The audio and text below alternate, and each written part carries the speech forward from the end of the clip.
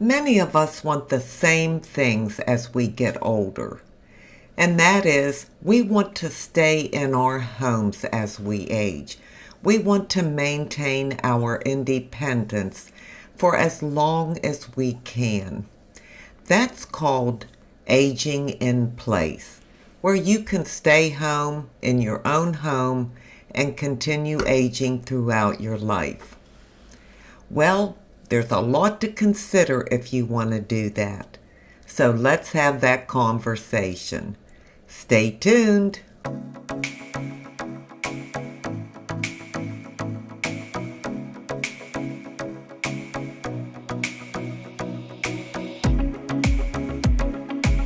Hi, and welcome to my channel. Thank you so much for being here today. As I stated, I want to have a conversation about aging in place because I feel like that is what the majority of us want. We don't want to leave our homes and live somewhere else. We don't want to live in an assisted living, a nursing home.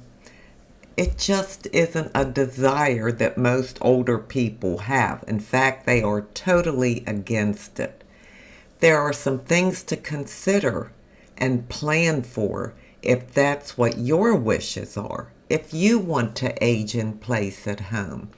So I have, I don't know, 5, 6, 7 points, things that we should consider in order to make this happen. You know, it's best to plan ahead because we never know when things can change. Right now, I'm living in my home, just living my life, just like you are. But I don't know what the future holds.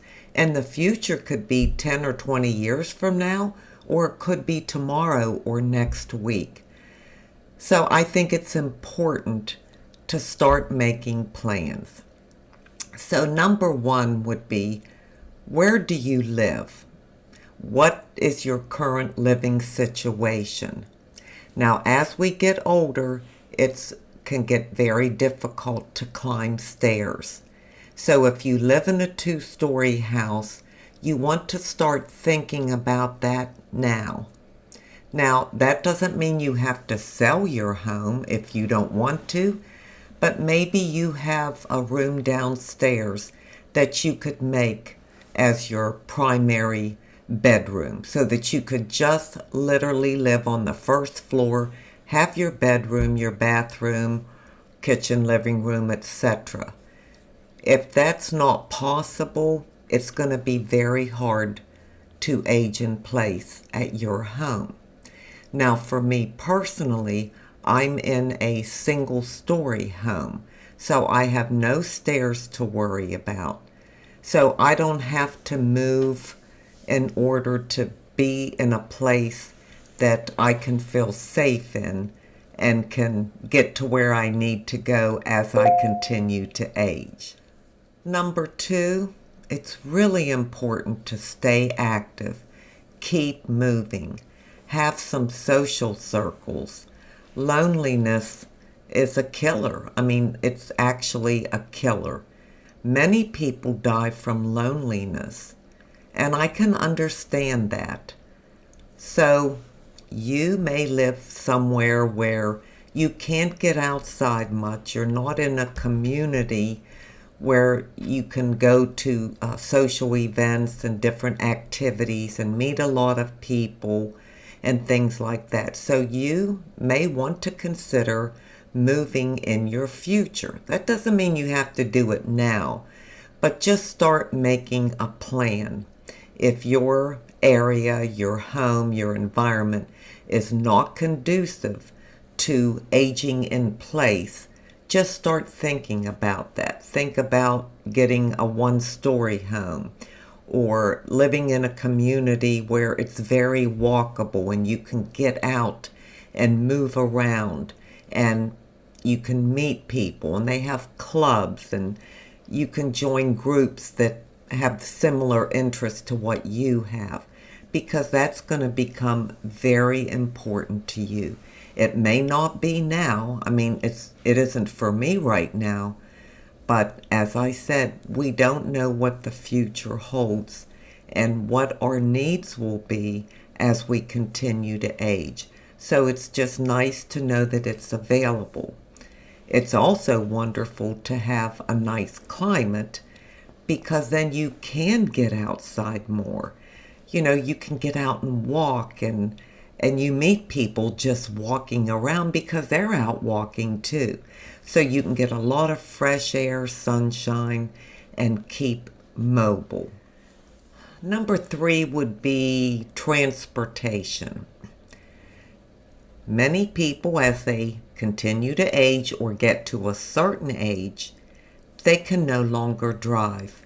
It may be due to their vision or other health conditions they have, and so they have no transportation. Maybe they can't afford a car and the insurance and things like that, or they can't pass the driver's test because of their eyesight. So you really have to consider being able to get around in transportation. And again, I will say when you live in certain communities, especially ones that are geared towards seniors and people that want to age in place, they have everything right there, right around you. So in other words, for me, fortunately, I have Dave to drive me. But if I didn't have Dave, I don't know how I'd ever get anywhere. Number one, I don't like to drive, and those of you who have been with me a long time know that about me. I don't drive. I can drive. I know how to drive. I have a license. The farthest I've made it since I've lived here in South Carolina for the last 11 years is a mile down the road to Walmart. That's the distance I have driven. I know that sounds pathetic. And most of you can drive anywhere you want to go. But the day may come where you can't. So you want to be able to either walk to the places that are necessary for you to go to, like a grocery store, a bank, maybe a hair salon to get your hair cut, a drugstore, things like that. Well, we live in a community where it's a golf cart community. So a golf cart I can drive, and I don't mind driving one. And you don't take those out on the highways and main roads. So right here within the community and right outside the gate, I have doctor's offices, dental offices, the grocery store, the drugstore, the hair salon, couple restaurants. And that's wonderful because that way I'm never going to be stranded, to where I can't get anything because I couldn't drive. I can get there on my golf cart. And of course, if you want to go shopping or need to go shopping, you may have friends that drive and you'll still be able to get around. But that's something important to think about and take into consideration. The next one, I think it's number 4, but I always lose track. But anyhow, it would be a support network of some kind. Again, many communities have support services and they're free. Like where I live, we have a something called Stay Connected, and it's all volunteers and they're right here in the community. And if you need somebody to take you somewhere, take you to the grocery store, they do it as a volunteer. If you need light bulbs changed or things, little small household chores done that you can't do because you can no longer get up on a ladder, then they have volunteers that will come in and do those kind of minor repairs for you. They also have people that will just come and visit with you. If you just want to socialize, you want someone to talk to, you like to play cards, so you would love to have somebody come over a couple times a week and play cards with you or take a walk with you. Again, it's no charge to me because it's a volunteer system, so That's wonderful and something to keep in mind. Also, there's many services that offer in-home support and help that you would have to pay for, like Meals on Wheels and, different, maybe a nurse's aide comes in, a cleaning service to help you clean, things like that.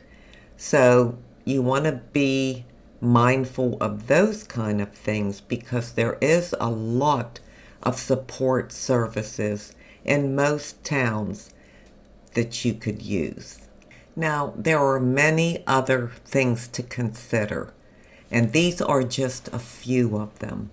But one other thing I want to talk about is safety. Safety is a very big concern, and if you want to age in place, stay in your home as you age, you've got to make sure you're safe. Again, climbing stairs could be a risk, and you know what you can do about that if it's a possibility for you. But also being able to maneuver around your home, get rid of anything that could be a safety hazard, like, I don't know, throw rugs and things that you could slip on or trip on. You just want to make sure that you're safe. And whether you're with a partner, a husband, a wife, or you're a widow and you're alone, having things like, what is it called? Ring doorbell, where it's got a camera. If someone comes to your door, you can see who's at the door.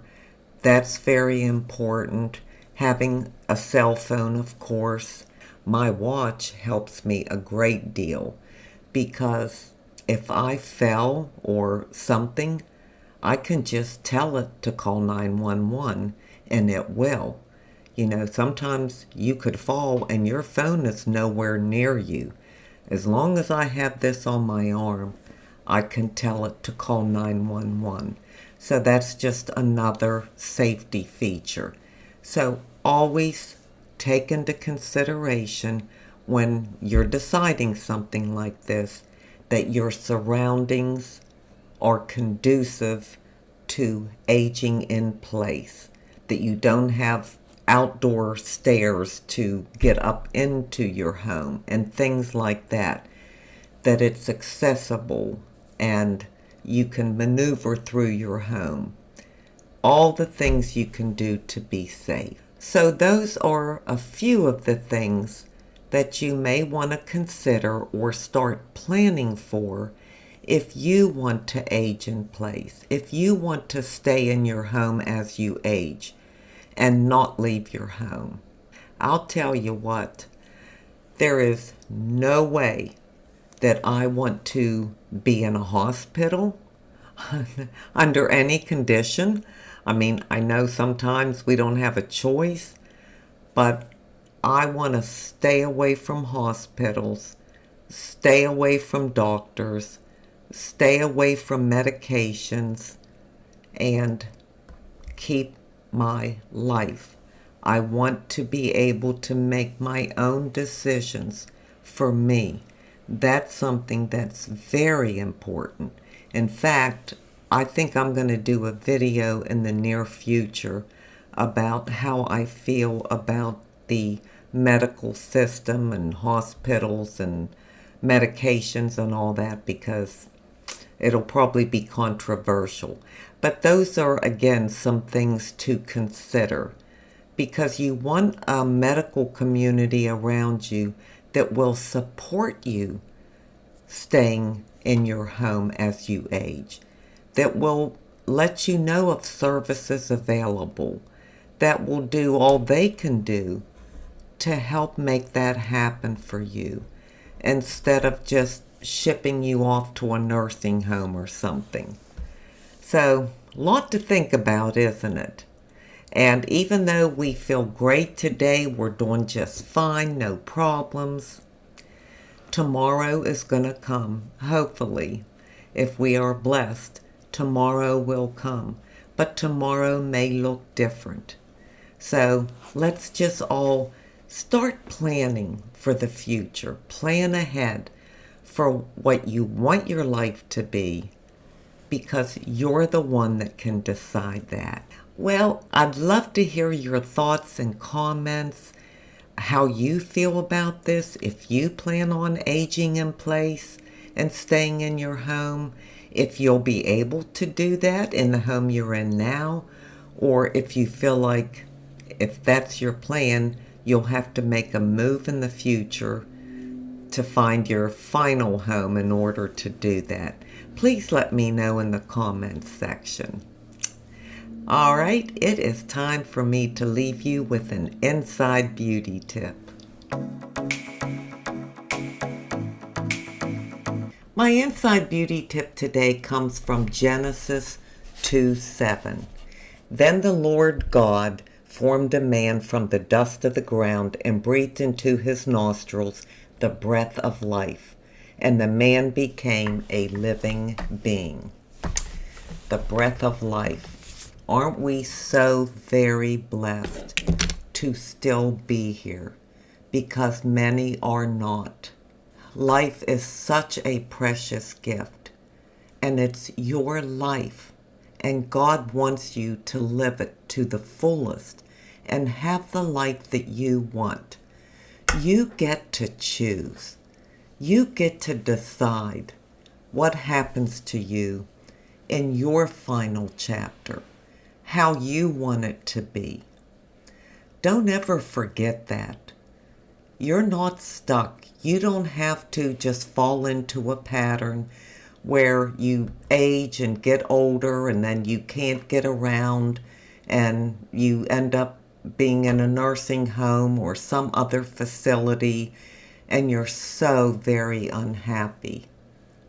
So think about all these choices and make your plans so that your final years will be the best that they can be.